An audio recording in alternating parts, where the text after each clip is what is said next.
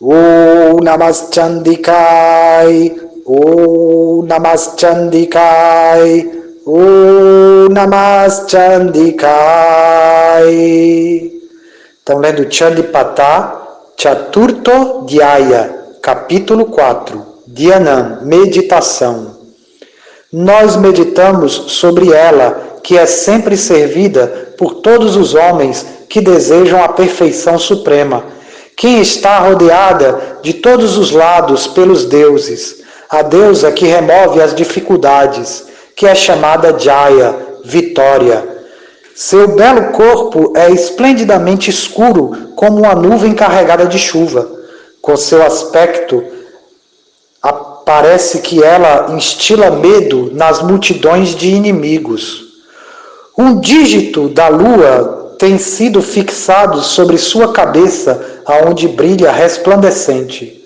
Em suas mãos, ela segura a concha, o disco, uma pequena espada ou cimitarra e um tridente. Ela tem 3 olhos e encontra-se sentada sobre um leão, e sua iluminação radiante preenche completamente os 3 mundos. Então esse primeiro verso traz uma meditação sobre a deusa na forma de compleição escura. A gente vê que a deusa ela tem diferentes cor da pele descrições de cor da pele da deusa. Às vezes nós vemos ela clara como um relâmpago, dourada como uma flor da primavera. Às vezes ela parece escura, como uma nuvem de chuva carregada. Então aqui nós estamos meditando na deusa que aparece nessa forma escura, que traz aí o contato com o nosso inconsciente. Então aqui às vezes pode ser que ela cause medo para os seus inimigos. Quem são seus inimigos? A gente está estudando o exército de pensamentos. Aqui a deusa já matou o boca suja, um pensamento que é o boca suja, aquele que blasfema a vida, aquele que blasfema a existência. Então ela luta, ela dilacerou a incredulidade com o mantra Hum, que é o mantra Hum, é o mantra aí de ocupar bem a nossa raiva. Porque a raiva é um sentimento que existe nas nossas células, no nosso inconsciente, no nosso cérebro, está circulando nas nossas veias, mas ela deve ser direcionada. Tudo que foi criado por Deus. Então mesmo a nossa raiva, ela pode ser utilizada para o nosso crescimento espiritual, contra o exército de pensamentos do grande ego. Então aqui a deusa está causando medo nesses inimigos: luxúria, ira, cobiça, inveja, ilusão, loucura, que são os nossos verdadeiros inimigos. Então aqui ela pode causar medo ao grande ego. O nosso ego, o ego material, o ego da identificação com o corpo, com a concepção de eu e meu, pode se apavorar com a imagem da deusa, porque a imagem da deusa ela vem para dilacerar o que é falso. Ela só deixa ali o que é eterno que nunca muda. Então a gente vê ela aparecer como tempo. Ela tem o tridente. Tridente, às vezes, na nossa educação cristã, a gente aprendeu que é alguma coisa demoníaca, mas aqui ela está dilacerando os demônios. Ela está matando os demônios com esse tridente, o tridente do tempo. Tá? Então, o tempo tem esses 3 aspectos, assim como todo o que existe. Esses 3 aspectos que é a bondade, a paixão e a ignorância. Através da paixão existe a criação. Então, tudo é criado, é mantido através da bondade. A bondade se caracteriza pelo conhecimento. A paixão pelos desejos. São os desejos que fazem a gente movimentar a energia. Então, depois vem o modo da bondade. O modo da bondade com conhecimento mantém. E aí vem o modo da ignorância, que é o modo da destruição, que é o que o tempo faz. O tempo leva embora a importância de todas as coisas.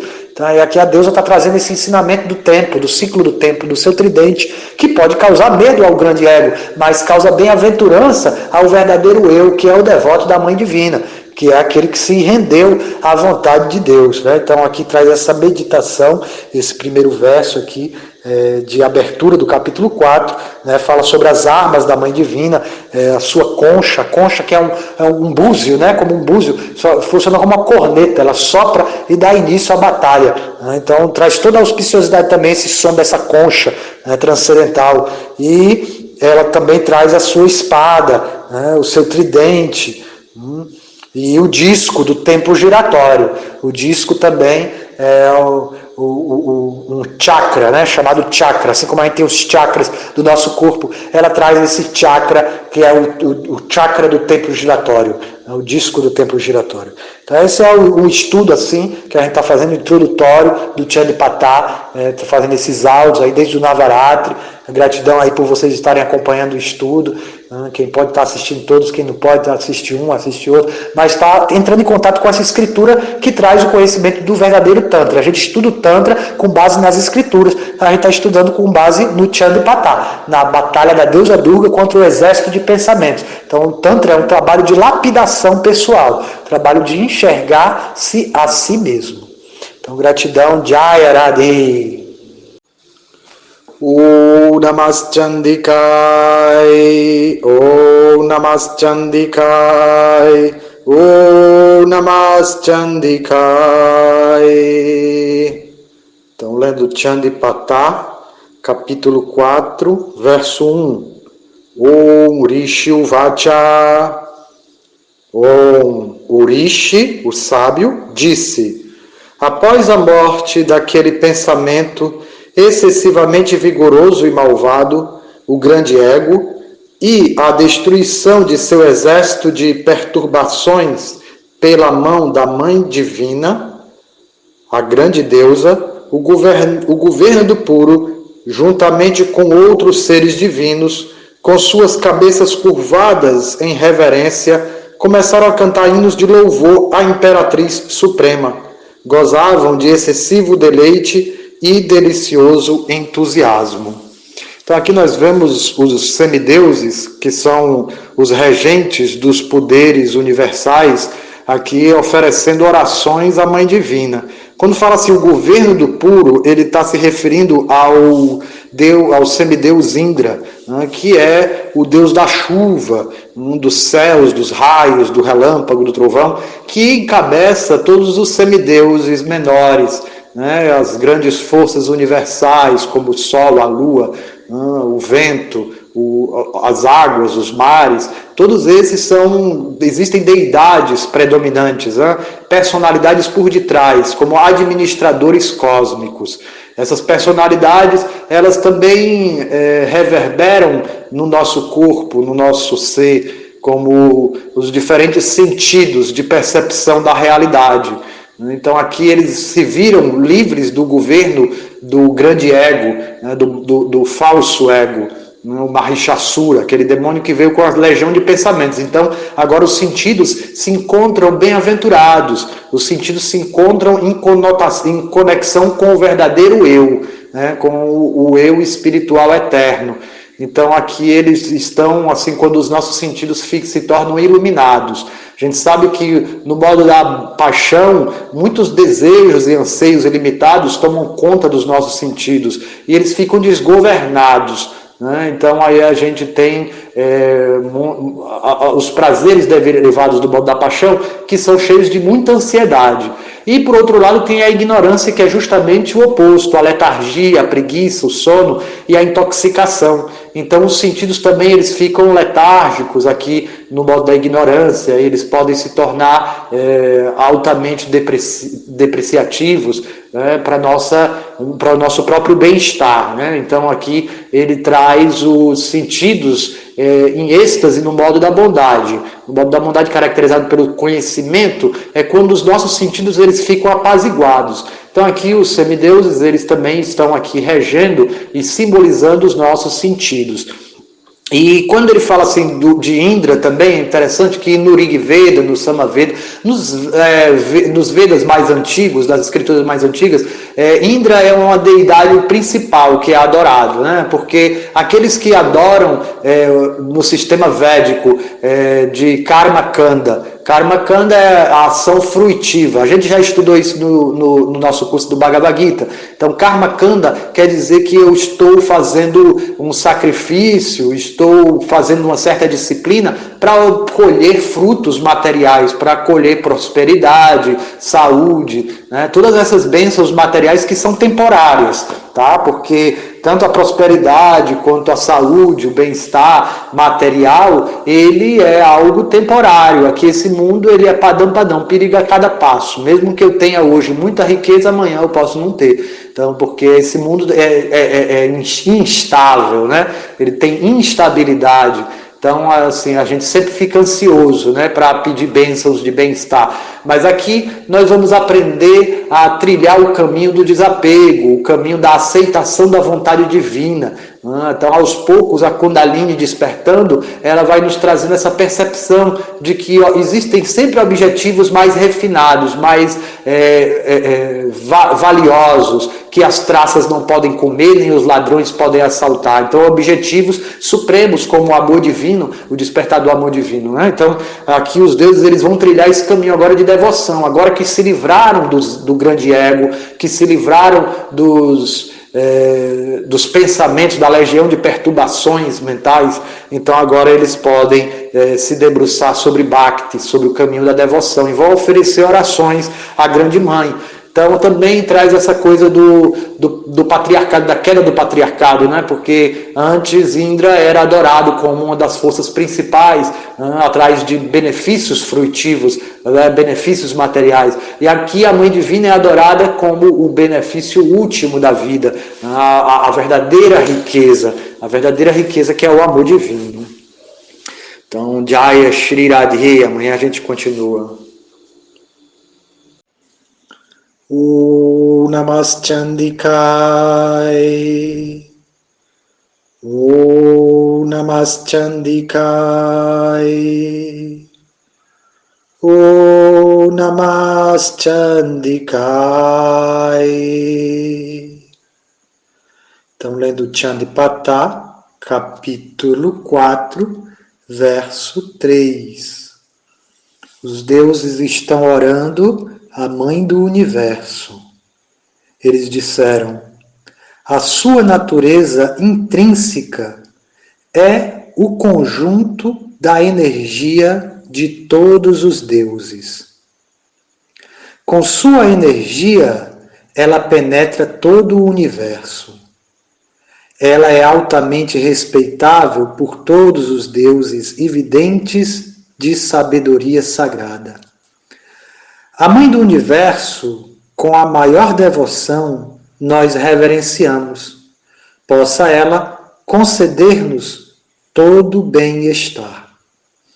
Então aqui os devas estão dizendo que a natureza intrínseca da deusa é que ela é o conjunto da energia de todos os deuses. Então assim, claro que aqui não é uma teologia politeísta, né? Mas quando se diz os vários deuses, a gente está dividindo o poder único, a existência única, em diversos departamentos. Então, especialidades. Por exemplo, alguém estuda medicina. Aí a pessoa que estuda medicina vai ter uma especialização. Tem o médico do coração, médico do pulmão, médico do fígado, do sistema gastro, né? Sim, a gente tem diversas áreas dentro do nosso corpo. O corpo é um só, mas existem diversas especialidades, diversos sistemas dentro do nosso corpo.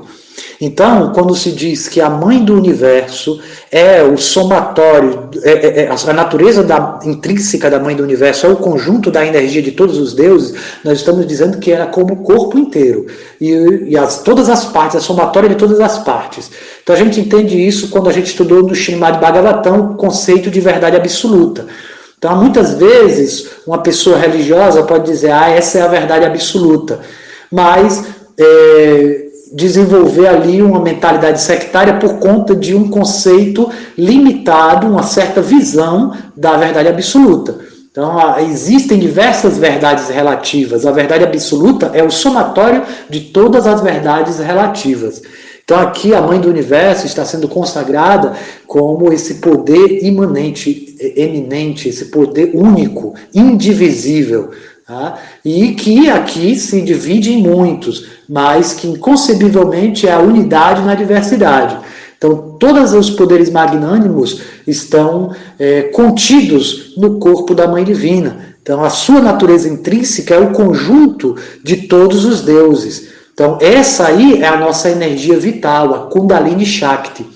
A Kundalini Shakti, quando ela desperta, ela faz com que todo o nosso corpo se torne unificado. Agora, no momento, nosso corpo está separado. Nós temos aí os sentidos materiais. Às vezes a gente vê aí o Bhagavad Gita, né? O Bhagavad Gita nos traz aquela carruagem. São 5 cavalos sendo puxados, puxando uma carruagem, né? 5 cavalos puxando uma carruagem. Então são 5 sentidos. Quando esses cavalos ficam enlouquecidos, desgovernados, cada um quer puxar para o lado. Então tem que ter as rédeas.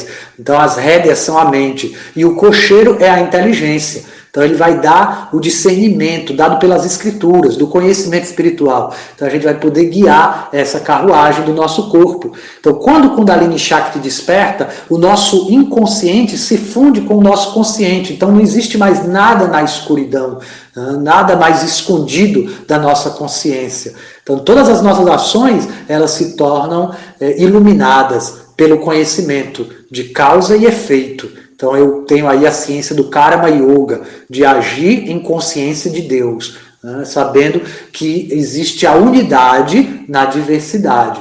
É quando todo o nosso sistema ele se torna um só. Então não existe mais diferença entre consciente e inconsciente.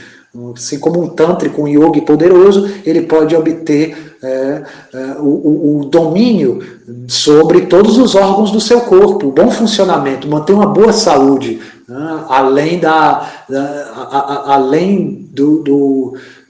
farmacologia, né? Mas ele consegue manter todo o seu corpo harmonizado apenas com a sua respiração, com o controle, o domínio da respiração expandida. E aí esse controle ele vem da rendição, que como a gente está vendo os devas, eles estão se rendendo ao poder superior da Mãe Divina. Ele diz que o poder dela penetra todo o universo, penetra cada célula do nosso corpo.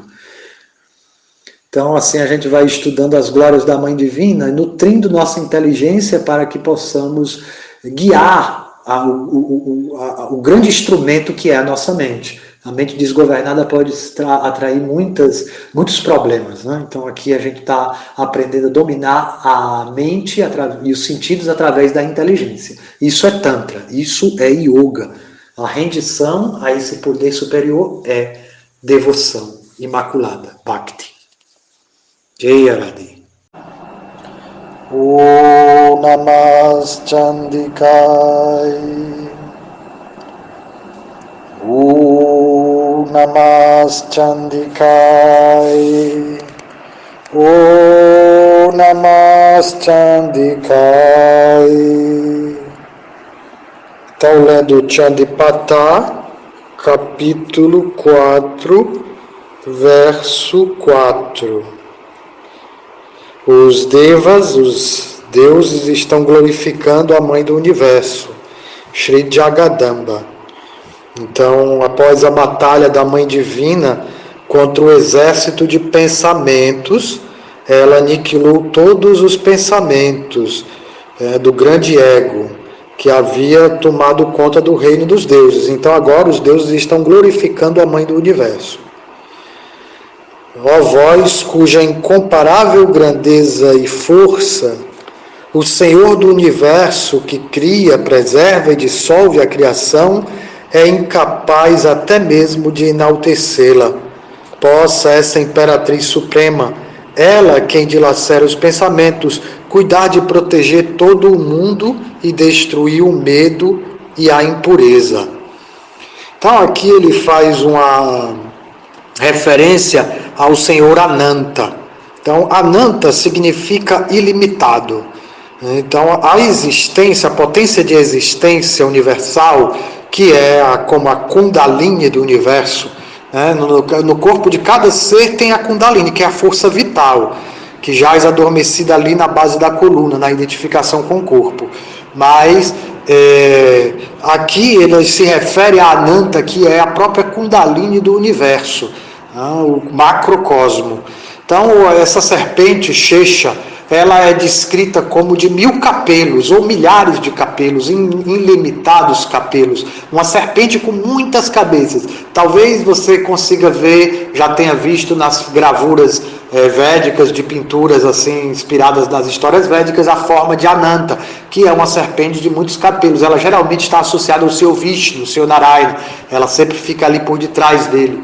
Então, essa aí, a Kundalini universal, é a potência de existência. O seu Ananta Shesha é a potência de existência. Então, aqui está dizendo que mesmo com os seus milhares de capelos, o Senhor Ananta, ele é incapaz de descrever as glórias da protetora do universo, da mãe do universo. A deusa que dilacerou o muito e o pouco, a vaidade e a autodepreciação, todos os pensamentos. Chandika Kila Jagat. Então, a mãe do universo, conhecida como Chandika, que tem as suas sobrancelhas arqueadas no campo de batalha, dilacerando os maus pensamentos. Verso 5.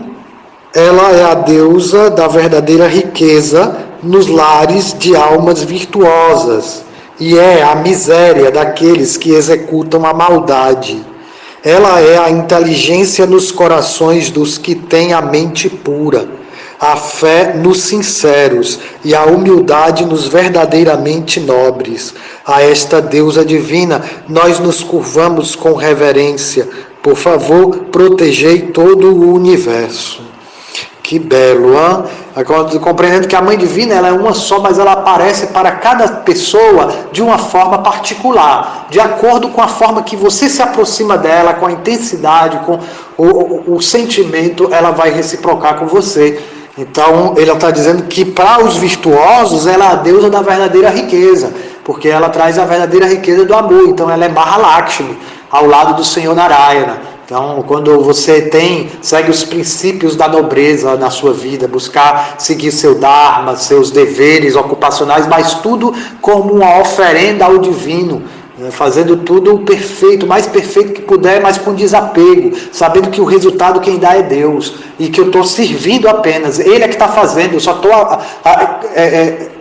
como fala, observando, se conectar com o observador, e ver que a própria natureza, a própria vontade de Deus está atuando no meu corpo, enquanto eu respiro. Então eu paro para respirar, eu observo minha respiração, eu vejo Deus respirando. Não é só eu que estou fazendo, estou observando, contemplando o seu esplendor maravilhoso. Então essa aqui é a visão da Mãe Universal, né, que está trazendo esse ensinamento de que de acordo com a forma que você se aproxima, se eu pratico iniquidades na minha vida, então a Mãe Divina ela vem como um castigo, né? Ela vem aqui, ela é a miséria daqueles que executam a maldade, que é justamente o que se colhe quando se planta maldade. Quando eu planto maldade, eu vou colher maldade. E esse resultado é a própria Mãe Divina. O resultado de nosso trabalho é a própria Mãe Divina, tanto bom quanto mal. Se eu faço bem, ela vem como na forma de riqueza. Se eu faço mal, ela vem na forma da miséria. Ela está presente aqui agora,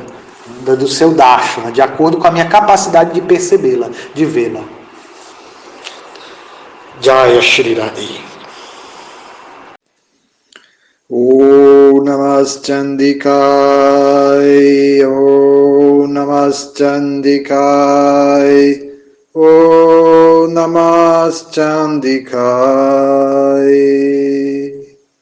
Estão lendo Chandipata, capítulo 4, verso 6. Como podemos descrever vossa forma inconcebível ou vossa conduta excepcional mostrada na batalha entre todos os deuses e os pensamentos? Como vós valentemente matastes os pensamentos e outros seres malignos? Então esse louvor dos deuses, a mãe do universo, a mãe divina, Jagadambe, ele nos traz diversas reflexões.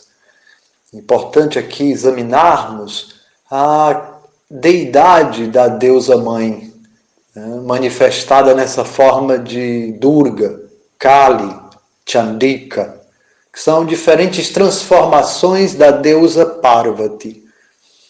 Então a história da deusa Parvati é essa história de batalha, de lapidação, de libertação da alma. Veja só que a história da deusa Parvati, diferente da história das diversas outras deidades do panteão védico, então a gente tem aí essa história como uma história de realização espiritual. Uma vez que deidades como o Senhor Shiva são eternamente perfeitos, a deidade do Senhor Vishnu nunca passou por um processo de meditação para poder se tornar Deus. O Senhor Vishnu, o Senhor Narayana, sempre que o Senhor Narayana aparece nesse mundo, ele manifesta a sua divindade desde o seu mais tenro nascimento. Antes mesmo de aparecer, ele já manifesta toda a sua divindade. E ele já nasce acordado, já nasce com todos os seus poderes despertos. Ele não tem um processo de iluminação, assim como a história do Buda, por exemplo, que ele teve que praticar um sistema de iluminação. Então, inclusive os grandes mestres nos trazem isso para reflexão. Se você disser que Deus pode estar iludido, pode estar subjugado, então você está indo de encontro ao conceito de Deus, que é o conceito de todo poder, de toda luz, de toda magnificência. Então, se você diz que Deus estava iludido, isso é contraditório, é algo contraditório, que não pode ser. Então não é Deus, né? Não é perfeito, é imperfeito, porque se deixou iludir. Então, uma das características da alma condicionada é que ela tem os sentidos imperfeitos. A alma que está condicionada na existência material, ela tem a tendência a se enganar, e muitas vezes a enganar os outros também. Mas Deus, ele não tem esses defeitos, senão ele não seria Bhagavan. Então é dito que todos nós temos as qualidades do divino em nós somos partes e parcelas do divino. Então as escrituras, elas trazem muito bem claro isso. Nós somos qualitativamente iguais ao divino, mas quantitativamente existe uma diferença aí. Existe uma diferença. Quantificar o ilimitado é algo que nos parece impossível, mas de um ponto de vista didático, para que a gente possa compreender que existe uma diferença. Nityo Nityanam Chetanas Chetanana, que Bhagavan, a personalidade de Deus, o divino, o ser supremo, ele é Nityo Nityanam, ele é o principal entre todos os seres eternos. Então todos nós temos a eternidade, cada um de nós temos a existência da eternidade e da bem-aventurança, Satchitananda. Mas Deus, Bhagavan, ele tem isso na totalidade de todos nós. Então, enquanto que cada um de nós é apenas uma pequena parte, é como uma gota do oceano. Uma gota do oceano, ela tem todas as qualidades do oceano, mas ela não é o oceano. Então, a deusa Parvati, ela nos mostra esse trilhar de reconhecermos a nossa divindade. A história da deusa Parvati, ela traz justamente isso. Não é a ilusão de achar que eu sou Deus, mas o reconhecimento da minha divindade, do divino que eu pertenço, que eu faço parte. Então aqui o ponto do mundo material e do plano espiritual que eu digo é transcendental à matéria, é justamente que aqui na matéria cada um de nós quer ser o centro, por isso a gente se corporifica e consegue perceber o mundo apenas até onde os nossos sentidos conseguem adquirir conhecimento. Então a gente fica vendo o mundo num plano relativo, pequeno, porque estamos aqui querendo ser o centro dos nossos relacionamentos. Mas na história da deusa Parvati, que ela vai trazer o desenrolar da sua iluminação, ela vai galgar os degraus do sadhana, da prática, da disciplina. Então ela vai nos mostrar esse reconhecimento de ser divino, mas não a ilusão de pensar que eu sou Deus. Isso é uma ilusão demoníaca, pensar que eu sou Deus. Se você parar para pensar, muitos líderes enlouqueceram nesse tipo de pensamento. Então é um pensamento que muitas vezes vai nos levar para o buraco. Então a deusa Parvati, ela trilha o caminho da iluminação através de Bhakti, de devoção. de cantar o santo nome do seu amado, de lembrar da forma, das qualidades e das atividades do seu amado. Então ela pratica uma rendição amorosa. Esse é o caminho da iluminação da deusa Parvati. Assim ela se tornou Durga e destruiu o exército de pensamentos, salvando todos os deuses, assim, todas as manifestações do divino. Tá bom? Vamos refletir sobre isso. Jaya Shri Radhi. Om Namas Chandikaya. Om Namas Chandikaya. Om Namas Chandikaya.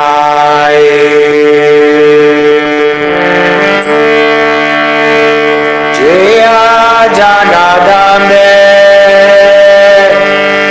Jai Ma Durga. Om Jaya Jagadambe, Jagadambe Ma Durga. Narayani Om, Narayani Om, Narayani Om, Narayani Om, Jaya Jagadambe Ma Durga, Jaya Jagadambe Ma Durga.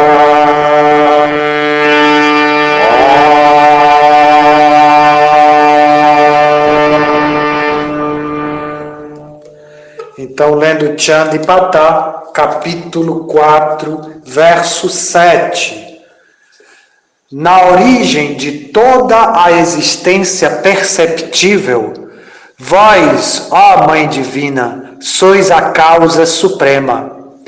Dentro de vós estão as três qualidades da natureza: criação, atividade e descanso.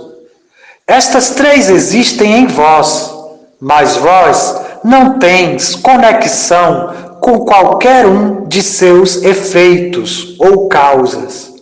Vós sois superior à concepção da consciência suprema, ao grande Deus e aos outros deuses. Vós sois o suporte de tudo. Todo este universo perceptível é somente uma porção de vosso ser, porque vós sois o ser primordial, imperceptível, a natureza suprema. Então aqui a gente está estudando o Chandipata e está vendo aqui a similaridade do nosso estudo do Bhagavad Gita. Para que você que acompanhou o nosso estudo do Bhagavad Gita, você sabe que no 11º capítulo da Gita, o Senhor Krishna manifesta para Arjuna a sua forma universal. A forma universal é a totalidade de tudo que existe, independente, muito além do tempo. Então, tudo está presente ali, presente, passado e futuro.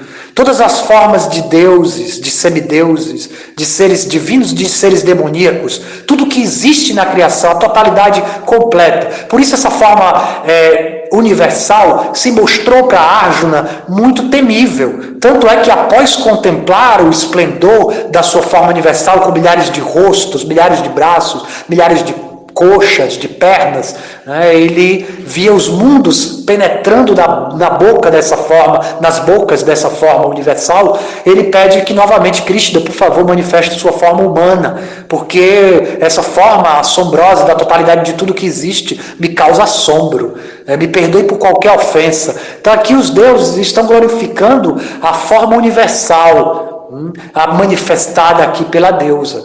Então, o que Krishna manifestou na Gita é o que os deuses estão glorificando aqui no Chandipata, quando glorificam a Mãe Divina. A gente estudou na Bhagavad Gita que o Senhor Krishna, ele é a consciência suprema, ele possui diversas energias. E uma dessas energias é a energia material, que é consistida nos três modos da natureza: criação, preservação e destruição. É o ciclo do tempo. Então, bondade, paixão e ignorância, Sattva, Rajas e Tama, formam tudo o que existe dentro do plano material. E essa energia, Mama Maya Durataya, Krishna diz, é muito difícil de ser suplantada, uma vez que ela é tão forte que tem a capacidade de encobrir a manifestação completa da entidade viva. A entidade viva que é parte e parcela de Deus, que é parte e parcela da consciência suprema, que tem a mesma natureza Satitananda. A sua natureza espiritual fica encoberta e ela se identifica com a matéria temporária, com os ciclos do tempo. Então aqui os deuses, eles estão glorificando a forma universal da Mãe Divina, que é a mesma forma universal de Krishna, porque a Mãe Divina é uma das energias de Krishna. Ela é Mama Maya, ela é minha Maya, é minha energia ilusória, que faz com que se pense que existe algo separado de Deus. Olha só, como que não existe diferença, né? A unidade na diversidade. Então, é a mesma coisa. Tanto Deus como sua energia, não existe diferença entre a energia e o energético. Entre a força energética e aquele que possui a força energética. Porque ali está correndo a energia, ele assume a mesma natureza energética. Tá? Mas ela se manifesta como os três modos da natureza material. Essa forma universal que Krishna manifestou para Arjuna é a mesma forma universal da Mãe Divina, porque é a forma da Mãe Divina. A Mãe Divina é a própria existência material, é a energia material. Mas aqui se diz que existe uma outra natureza eterna. Existe uma outra existência. Esse mundo material é apenas uma pequena parte da totalidade da existência. A maior parte da existência está além dos modos da natureza material, está além do tempo, além do limite da física.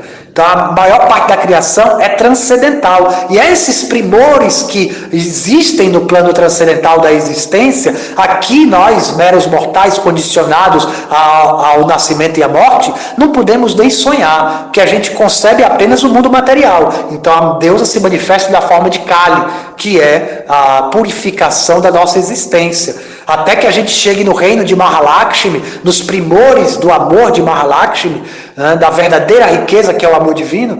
Então a gente vai ter que ainda contemplar essa forma universal como a totalidade da energia material, que é apenas uma pequena parte da manifestação divina. Então a deusa Mahamaya tem uma outra forma no plano da consciência suprema, onde está além dos limites da matéria. Ela tem a forma de Yoga Maya. Aqui no mundo material ela é Mahamaya, a grande ilusão. Mas lá no plano espiritual ela é Yoga Maya, o encantamento do amor.